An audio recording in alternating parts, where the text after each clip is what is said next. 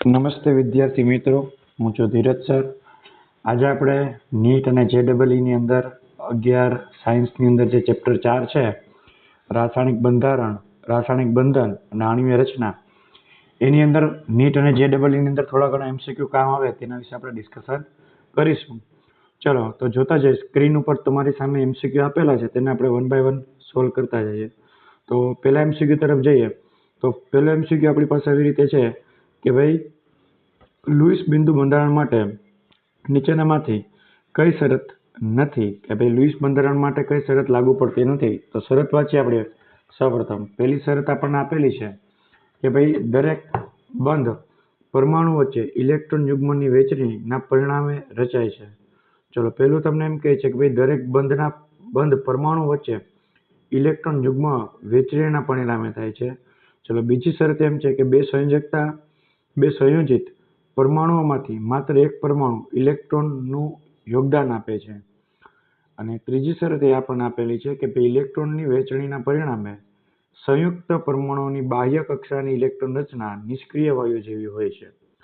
ચલો, ઓપ્શન્સ આપ્યા છે કે કઈ શરત સાચી નથી એ કહેવાની છે, કે પહેલી અને બીજી. ઓપ્શન બી છે બીજી અને ત્રીજી. ઓપ્શન સી છે માત્ર બીજી. ઓપ્શન ડી છે માત્ર ત્રીજી. તેના અંદર કઈ શરત સાચી નથી એના વિશે આપણે વાત કરવાની છે. તો જોઈએ આપણે કઈ શરત સાચી નહીં થશે. તો એની અંદર બીજી શરત છે એ સાચી નથી, એટલે કે એનો આન્સર આવશે સી. બીજી શરતની અંદર જોઈએ શું કીધેલું છે આપણને, કે બે સંયોજિત પરમાણુમાંથી માત્ર એક પરમાણુ ઇલેક્ટ્રોનનું યોગદાન આપે છે. તમને ખ્યાલ જ હશે કે બંધ બનાવવા માટે કોઈ પણ એક ઇલેક્ટ્રોનનું યોગદાન ન હોય, એમાં બંને ઇલેક્ટ્રોનનું યોગદાન હોય છે. બંને પરમાણુઓના ઇલેક્ટ્રોનનું યોગદાન હોય છે. અને જ્યારે આની અંદર ફક્ત એક જ પરમાણુ એવો ઉલ્લેખ કરેલો છે, એટલા માટે બીજી શરત છે એ ખોટી થશે. બંને પરમાણુના ઇલેક્ટ્રોનનું યોગદાન હોય છે. ચલો, હવે પ્રશ્ન નંબર 2 વાંચીએ. પ્રશ્ન નંબર 2 ની અંદર તમને લુઈસ બંધારણ આપેલું છે અને એમાંથી એમ કહે છે કે કયું બંધારણ છે એ લુઈસનું પ્રતિનિધિત્વ ધરાવતું નથી. કયું બંધારણ ખોટું છે તમારે કહેવાનું છે. પહેલું બંધારણ ક્લોરીન વચ્ચે આપેલું છે, બીજું બંધારણ H2O નું છે, ને ત્રીજું ઓઝોન એટલે કે O3 વચ્ચે આપેલું છે. તો કયું બંધારણ ખોટું છે એના વિશે આપણે વાતચીત કરવાની છે. તો જોઈને જ ખબર પડી જાય કે ભાઈ બંધારણ એ જે Cl2 નું બંધારણ આપેલું છે એ બંધારણ કેવું છે, ખોટું. આ બંધારણ ખોટું થશે. તમને સૌને ખ્યાલ છે કે ક્લોરીન છે એની બાહ્યતમ કક્ષામાં 7 ઇલેક્ટ્રોન હોય છે, જ્યારે આ બંધારણની અંદર તમે ગણી શકો છો ક્લોરીનની બાહ્યતમ કક્ષામાં 6 જ ઇલેક્ટ્રોનનો ઉલ્લેખ કરેલ છે. બરાબર, એટલે આ બંધારણ કેવું થશે તમારે, ખોટું. એટલે એનો આન્સર આવશે તમારે એ. ચલો, અને બીજું જોઈએ તો કે H2O.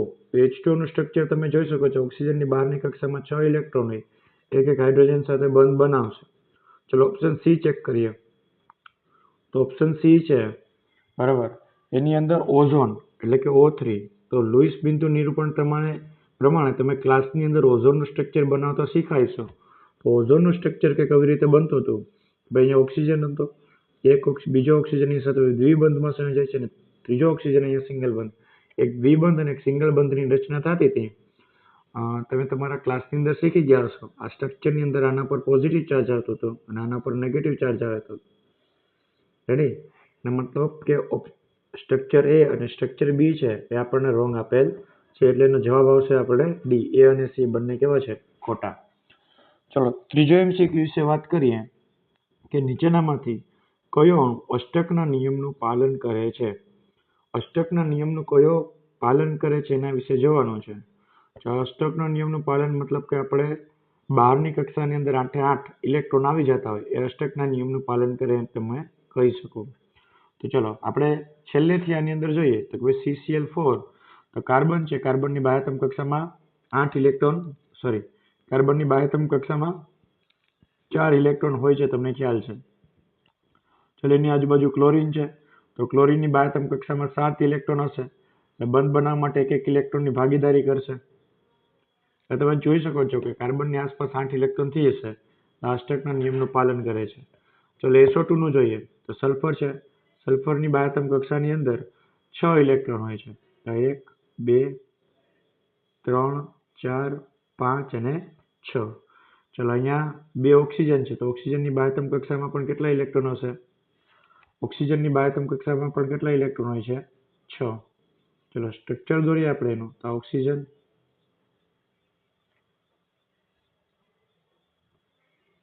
ચલો હવે અષ્ટક રચના પૂર્ણ કરવા માટે સલ્ફર અને ઓક્સિજન બંને માટે દ્વિબંધ બનશે. તો સલ્ફરની આસપાસના ઇલેક્ટ્રોનની ગણતરી કરો તમે તો અહીંયા 1 ઇલેક્ટ્રોન, આ 2, 3, 4, 5, 6, 7, 8, 9 અને 10. આ તમે અષ્ટકના નિયમની મર્યાદામાં જોઈ ગયા છો. આને વિસ્તૃત અષ્ટક કહેવાય કે ભાઈ સલ્ફરની આજુબાજુ નંબર ઓફ ઇલેક્ટ્રોન કેટલા થાય છે તો કે 10. તો SO2 નું સ્ટ્રક્ચર છે એ અહીંયા ખોટું આપેલું છે. અષ્ટક ખોટું મીન્સ કે અષ્ટકના નિયમનું એ પાલન કરતું નથી. એટલે ત્રીજું છે અષ્ટકના નિયમનું પાલન કરશે નહીં. ચોથું છે અષ્ટકના નિયમનું પાલન કરે છે. તો આપણે ABCD 4 ઓપ્શન જોઈએ તો A, B અને C ત્રણેયની અંદર ચોથું તો આપેલું જ છે, બરાબર. D ની અંદર પણ આપણે ચેક કરી લઈએ તો D ની અંદર ચોથું નથી આપેલું, મતલબ ઓપ્શન D તો નહીં આવશે, બટ ABC માંથી ત્રણેયમાંથી કોઈ પણ આવી શકે છે કેમ કે CCl4 છે અષ્ટકના નિયમનું પાલન કરે છે. ચલો હવે પહેલું અને બીજું પણ નહીં થશે કેમ કે તમને ખબર પડી ગઈ કે SO2 છે અષ્ટકના નિયમનું પાલન કરતું નથી. જ્યારે અહીંયા તમે જોઈ શકો છો ઓપ્શન A અને B ની અંદર તમને ત્રીજો સ્ટ્રક્ચર આપેલું છે તો જોઈને જ ખબર પડી જશે જવાબ શું હશે, C. ક્લિયર? ચલો હવે એના પછીનો જોઈએ પ્રશ્ન નંબર 4. ચલો હવે પ્રશ્ન નંબર 4 ની અંદર એવો પ્રશ્ન આપણને આપેલ છે કે NO, CO, Cl, O2, N2O5, SO2 અને O3 સમૂહમાં સંયોજનની જોડી કે જે એકી સંખ્યામાં ઇલેક્ટ્રોન ધરાવે છે તે લખવાનું છે. એટલે ABCD માંથી એવી સંયોજનની જોડી લખવાની છે કે જે એકી સંખ્યાની અંદર ઇલેક્ટ્રોન ધરાવતા હોય.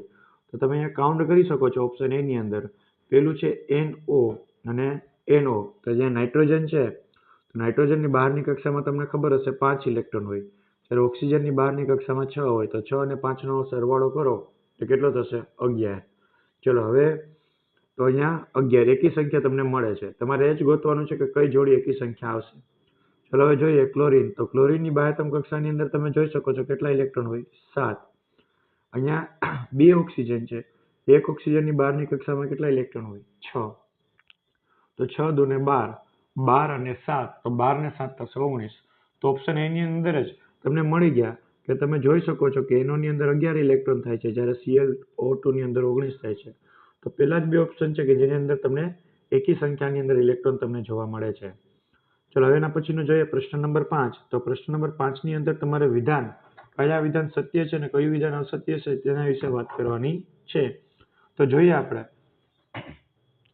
કે પેલું વિધાન વાંચીએ આપણે. લુઈસ સંજ્ઞામાં બિંદુઓની સંખ્યા એ સંયોજકતા ઇલેક્ટ્રોનની સંખ્યા દર્શાવે છે. તો તમને ખ્યાલ જ છે કે ભાઈ લુઈસ બિંદુ નિરૂપણ એના ઉપર જ છે કે ભાઈ તત્વો હોય એની આસપાસ તમારે બાહ્યતમ કક્ષાના ઇલેક્ટ્રોન છે એની સંખ્યા લખવાની. એટલે એનો મતલબ કે પેલું વિધાન સત્ય છે, ઇન શોર્ટ કે T. ચલો પછી બીજો ઓપ્શન વાંચીએ કે સંયોજકતા ઇલેક્ટ્રોનની સંખ્યા તત્વના સમૂહની સંયોજકતા ગણતરી કરવામાં મદદ કરે છે. ચલો હવે બીજો વિધાન એવી રીતે કહે છે કે ભાઈ સંયોજકતા ઇલેક્ટ્રોન છે સમૂહની સંખ્યા એના પરથી તમે ઓળખી શકો છો. તો તે ત્રીજા ચેપ્ટરમાં ભણી ગયા છે કે જેટલામાં સમૂહ હોય છે એટલા જ એના તત્વોની બાહ્યતમ કક્ષામાં ઇલેક્ટ્રોનની સંખ્યા પણ કેટલી છે તેટલી જ હશે. ત્રીજું વિધાન વાંચીએ આપણે કે ત્રીજું વિધાન અધાતુ તત્વના સમૂહ માટે સંયોજકતા 8 આંતરિક કક્ષકમાં રહેલા ઇલેક્ટ્રોનની સંખ્યા તરીકે દર્શાવાય છે.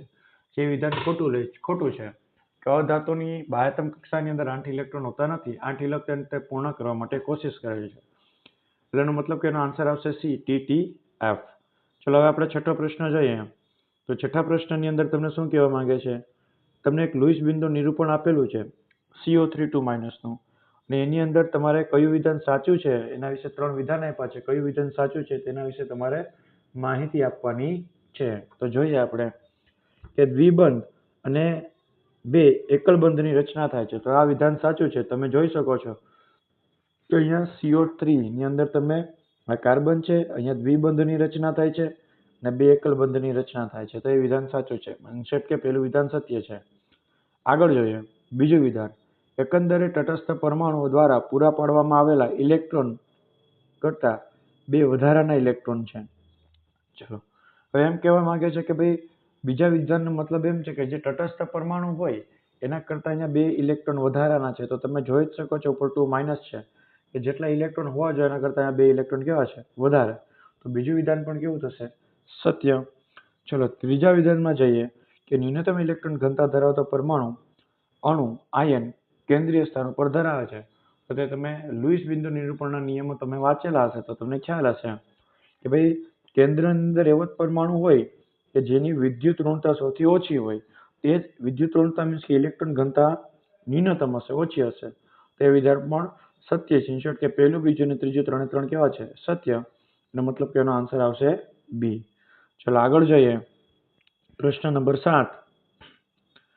પ્રશ્ન નંબર 7 ની અંદર તમને એમ કીધેલું છે કે નીચે સાચું વિધાન અને ખોટું વિધાન પસંદ કરો. તમને વિધાનો આપેલા છે એમાંથી કયું સત્ય છે કયું અસત્ય છે તેના વિશે તમારે વાતચીત કરવાની છે. પેલું વિધાન આપણે વાંચીએ તો પેલા વિધાનની અંદર તમને એવી રીતે કીધેલું છે કે લુઈસ બંધારણમાં ફોર્મલ ચાર્જ અણુમાં સંયોજકતા ઇલેક્ટ્રોનનો ટ્રેક રાખવામાં મદદ કરે છે. તો કે વિધાન સત્ય છે.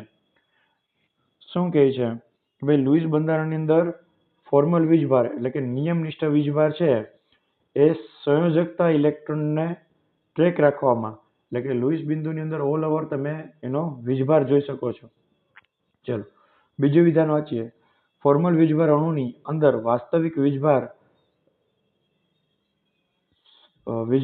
વિભાજન સૂચવે છે. તો એ વિધાન ખોટું થશે. ત્રીજું વિધાન આપણે વાંચીએ. ત્રીજા વિધાનની અંદર શું કીધેલું છે? ફોર્મલ વીજભાર સંભવિત લુઈસ બંધારણોમાંથી સૌથી ઓછી ઉર્જા ધરાવતું બંધારણ પસંદ કરવામાં મદદ કરે છે. તો એનસીઆરટી તમે જો ક્લિયરલી વાંચશો તો આ સેન્ટેન્સ છે બુકની અંદર પ્રોપરલી લખેલા જ છે. આન્સર આવશે TFT. એનો મતલબ કે ઓપ્શન બી. ચલો એના પછીનો પ્રશ્ન વાંચીએ. પ્રશ્ન નંબર 8. ચલો હવે તમને જોડકા જોડવાની અહીંયા વાત કરેલ છે કે ભાઈ BeH2 છે તો BeH2 છે એમની અંદર શું લાગુ પડે છે?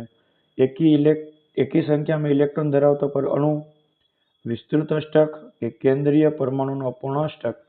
તો તમને ખ્યાલ જ હશે BeCl2 બેરિલિયમની બહારની કક્ષાની અંદર 2 ઇલેક્ટ્રોન હોય છે. હાઇડ્રોજનની એક ઇલેક્ટ્રોન સાથે તે બંધ બનાવે છે.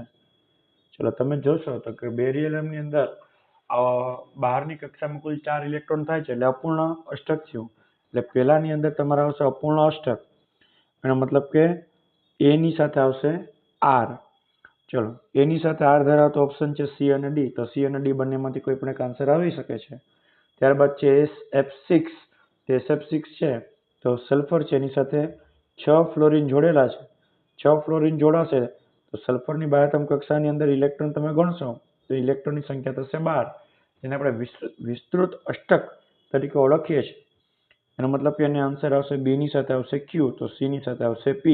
જવાબ આવશે તમારે C. ચલો હવે 9મો પ્રશ્ન જોઈએ. 9મો પ્રશ્ન શું કહેવા માંગે છે? આપણે વિધાન એ આપેલું છે કે ભાઈ પરમાણુઓ કાં તો એક પરમાણુમાંથી બીજા પરમાણુમાં સંયોજકતા ઇલેક્ટ્રોનનું સ્થાનાંતર દ્વારા અથવા તો સંયોજકતા ઇલેક્ટ્રોનની વહેંચણી દ્વારા સંયોજિત થઈ શકે છે. તો આ વિધાન સત્ય છે.